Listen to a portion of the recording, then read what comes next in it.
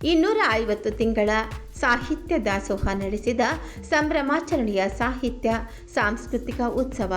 ಬೆಂಗಳೂರಿನ ಬಸವನಗುಡಿ ಬಡಾವಣೆಯ ಬಿಪಿ ವಾಡಿಯ ರಸ್ತೆಯಲ್ಲಿರುವ ಇಂಡಿಯನ್ ಇನ್ಸ್ಟಿಟ್ಯೂಟ್ ಆಫ್ ವರ್ಲ್ಡ್ ಕಲ್ಚರ್ನಲ್ಲಿ ಇಂದು ಅಪರೂಪದ ಅದ್ಧೂರಿಯ ಸಾಹಿತ್ಯ ಸಮಾರಂಭ ನೆರವೇರಿತು.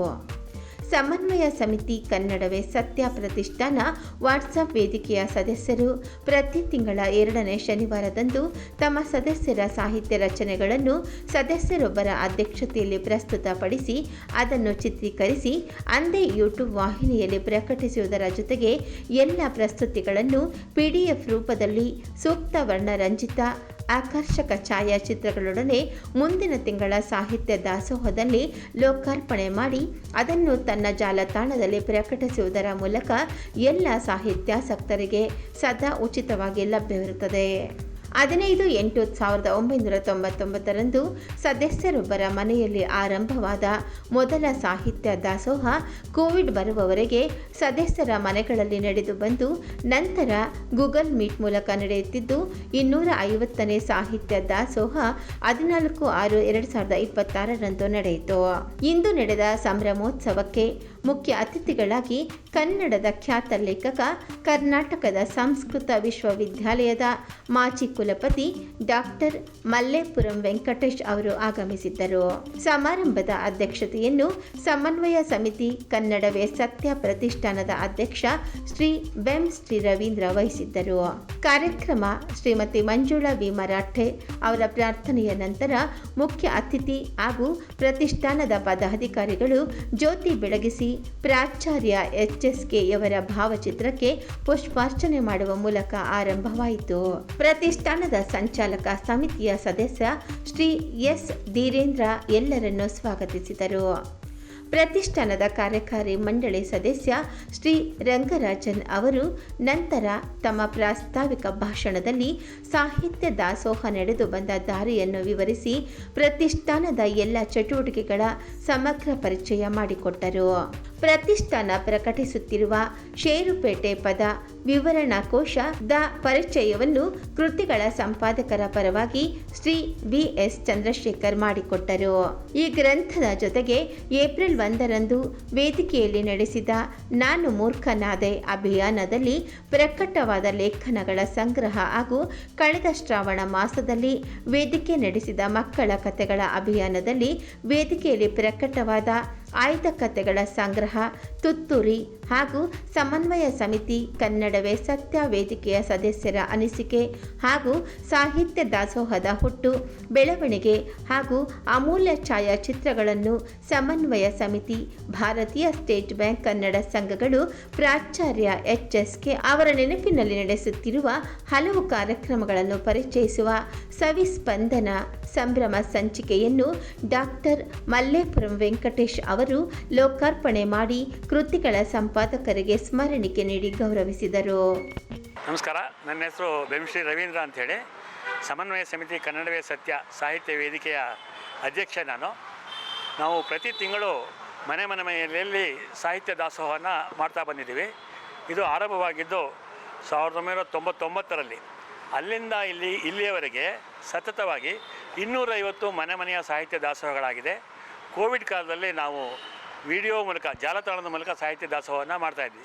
ಸಾಹಿತ್ಯ ದಾಸೋಹ ಅಂದರೆ ಬೇರೆ ಬೇರೆ ಲೇಖಕರು ಬಂದು ತಮ್ಮ ಲೇಖನಗಳನ್ನ ಓದ್ತಕ್ಕಂಥದ್ದು, ಅದರ ಬಗ್ಗೆ ಅಧ್ಯಕ್ಷರು ವಿಮರ್ಶೆ ಮಾಡ್ತಾರೆ. ಈ ಥರ ನಡೀತಾ ಇದೆ. ಇದರ ಮಧ್ಯ ಹಲವಾರು ಸಾಹಿತಿಗಳು ಬೆಳೆದರು. ಯಾರ್ಯಾರು ಅಕ್ಷರವನ್ನು ಕಲಿತವರು ಓದೋಕ್ಕೆ ಶುರು ಮಾಡಿದ್ರು, ಬರೆಯೋಕ್ಕೆ ಶುರು ಮಾಡಿದ್ರು. ಈ ರೀತಿ ಹಲವಾರು ಸಾಹಿತ್ಯ ಚಟುವಟಿಕೆಗಳಾಯಿತು. ಅದ್ರ ಜೊತೆಗೆ ರಂಗ ಚಟುವಟಿಕೆಗಳಾಯಿತು. ಅದರ ಜೊತೆಗೆ ಹಲವಾರು ಅಭಿಯಾನಗಳಾಯಿತು. ಹೀಗಾಗಿ ಸುಮಾರು ಜನ ಪುಸ್ತಕಗಳನ್ನ ಬಿಡುಗಡೆ ಮಾಡಿದ್ದಾರೆ. ಇವತ್ತು ನಾವು ಮಾಡ್ತಾ ಇರ್ತಕ್ಕಂಥದ್ದು ಸಾಹಿತ್ಯ ದಾಸೋಹ 250 ಸಂಭ್ರಮೋತ್ಸವ ಅಂತ. 250 ಸಾಹಿತ್ಯ ದಾಸೋಹ ಮಹತ್ತರ ಸಾಧನೆ ಇದು. ಅದು 1 ತಿಂಗಳು ತಪ್ಪಿಸ್ಕೊಳ್ಳದೆ ಮಾಡಿದ್ದೀವಿ. ಆ ಸಾಧನೆಯನ್ನು ಅದನ್ನು ತೋರಿಸೋದಕ್ಕೋಸ್ಕರ ಇವತ್ತು ನಾವು ಸಾಹಿತ್ಯ ದಾಸೋಹ 250 ಸಂಭ್ರಮೋತ್ಸವ ಮಾಡ್ತಾಯಿದ್ದೀವಿ. ಡಾಕ್ಟರ್ ಮಲ್ಲೇಪುರಂ ವೆಂಕಟೇಶ್ ಅವರು ಈ ಕಾರ್ಯಕ್ರಮಕ್ಕೆ ಮುಖ್ಯ ಅತಿಥಿಗಳಾಗಿ ಬರಲಿದ್ದಾರೆ.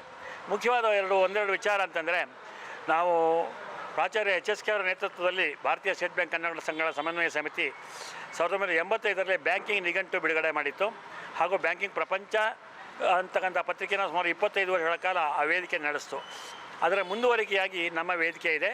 ಈ ಬಾರಿ ಒಂದು 6 ಜನ ಸೇರಿ ಷೇರುಪೇಟೆ ಪಾರಿಭಾಷಿಕ ಪದ ವಿವರಣಾ ಕೋಶ ಅಂತ, ಇದು ಇಂಗ್ಲೀಷು, ಕನ್ನಡ ಮತ್ತು ಅದರ ಬಗ್ಗೆ ಏನು ಅರ್ಥ ಇದೆ ಅಂತಕ್ಕಂಥ ವಿವರಿಸ್ತಕ್ಕಂಥ ಪದವಿವರಣಾ ಕೋಶ ಬಿಡುಗಡೆ ಆಗ್ತಾಯಿದೆ. ಇದರ ಜೊತೆಗೆ ನಾವು ಪ್ರತಿ ವರ್ಷ ಶ್ರಾವಣ ಮಾಸದಲ್ಲಿ ಒಂದು ಲೇಖನ ಅಭಿಯಾನ ಮಾಡ್ತೀವಿ.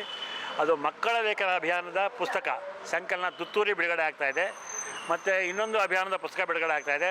ಅದ್ರ ಜೊತೆಗೆ ಸಾಹಿತ್ಯ ದಾಸೋಹ ಸವಿಸ್ಪಂದನ ಅಂತ ಸ್ಮರಣ ಸಂಚಿಕೆ ಬಿಡುಗಡೆ ಆಗ್ತಾಯಿದೆ.